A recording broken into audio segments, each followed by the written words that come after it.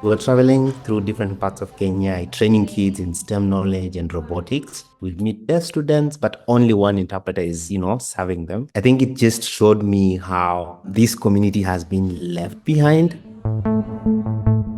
My name is Elly Savatia.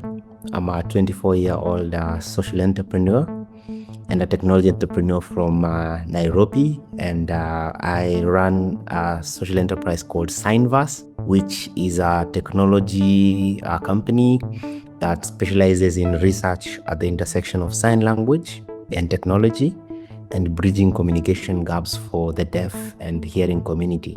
We've built a software called Tab 360 that interprets spoken voice and text to sign language, and it's powered by AI, motion capture, and automated 3D avatar systems.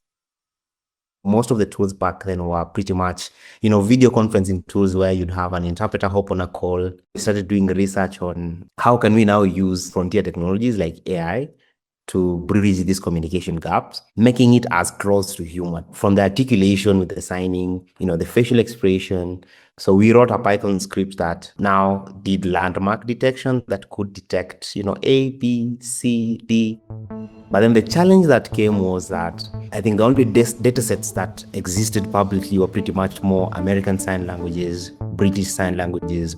So the challenge now is how do we create a Kenyan, sign language data set? Then we won a grant from the government of Kenya that we fully invested in motion capture systems. So now the problem for data sets was solved.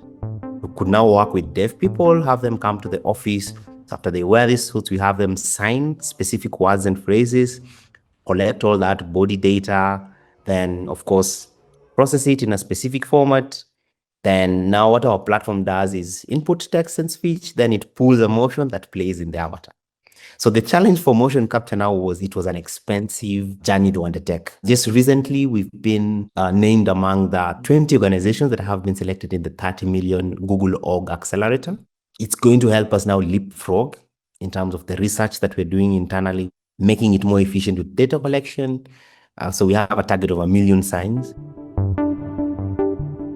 Persons living with disabilities just need to be given the space and the tools that enable them to live their fullest potential.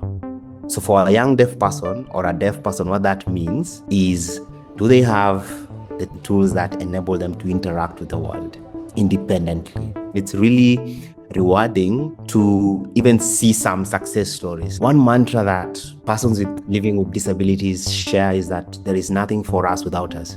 Yeah, because it only makes sense that they are actively involved into shaping what a solution looks like for them.